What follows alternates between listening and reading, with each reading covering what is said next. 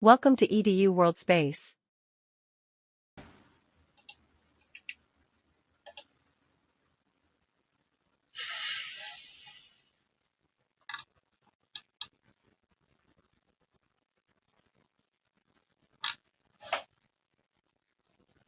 Okay, so this next question said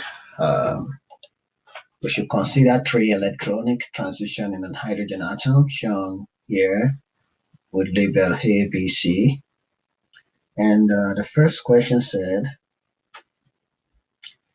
three electromagnetic waves all drawn on the same scale are shown. Each corresponds to one of the transition. Which electromagnetic wave I, 2, or 3 is associated with the C transition? So C transition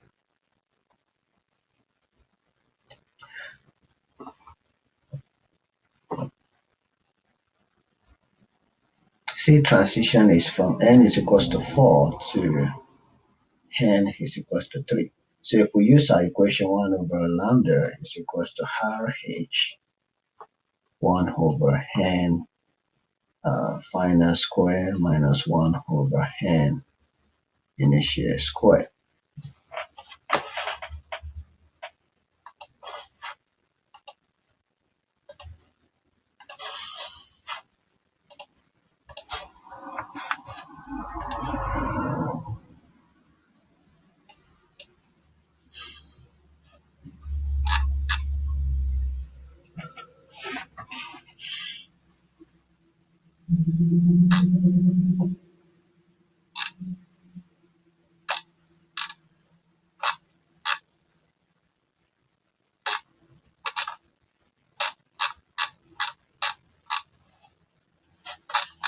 So let's see, Rydberg equation.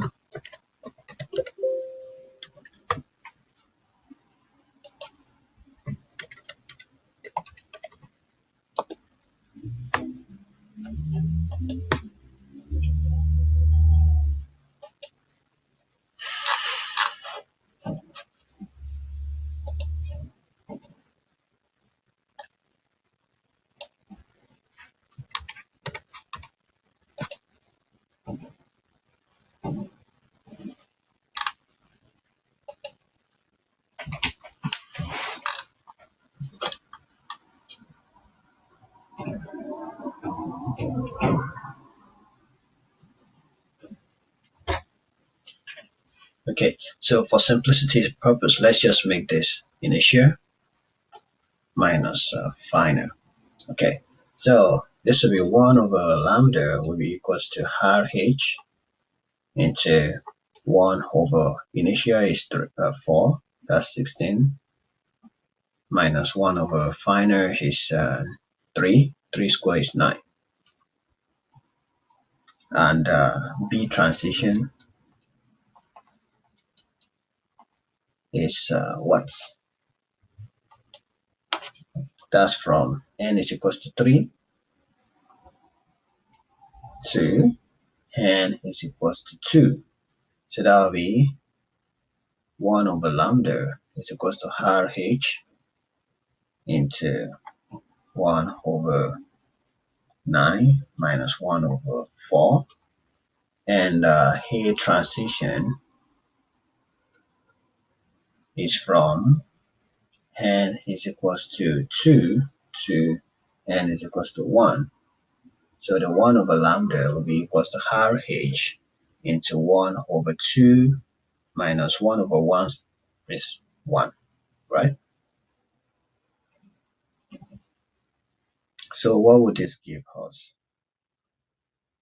This is going to be RH 1 over 16 minus 1 over 9.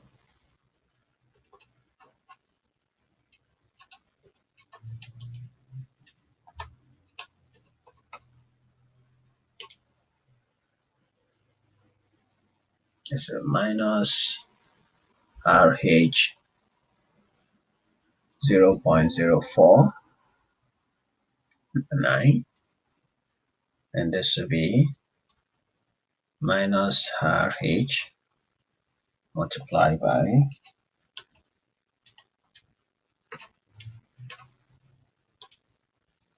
minus 0.13139, and this will be minus RH into 0.5.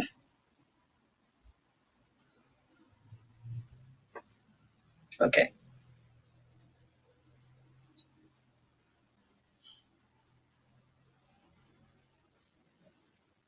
So you can go to the next page and just say, make some statement. So transition C is equals to transition B, and transition A, they are equals to A is 1 over lambda is equals to minus RH 0.5. 1 over lambda is equals to minus RH 0.139, and this is 1 over lambda is equals to minus RH 0.049.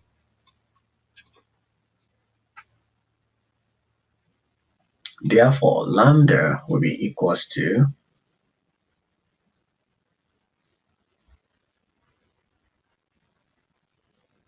the inverse of them.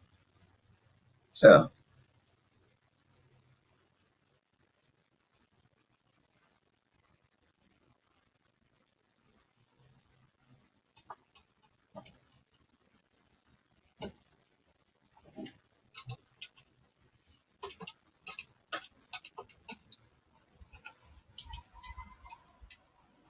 (20.4)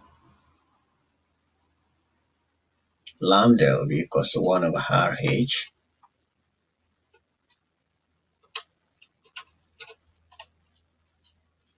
7.19. Lambda will be equals to 1 over RH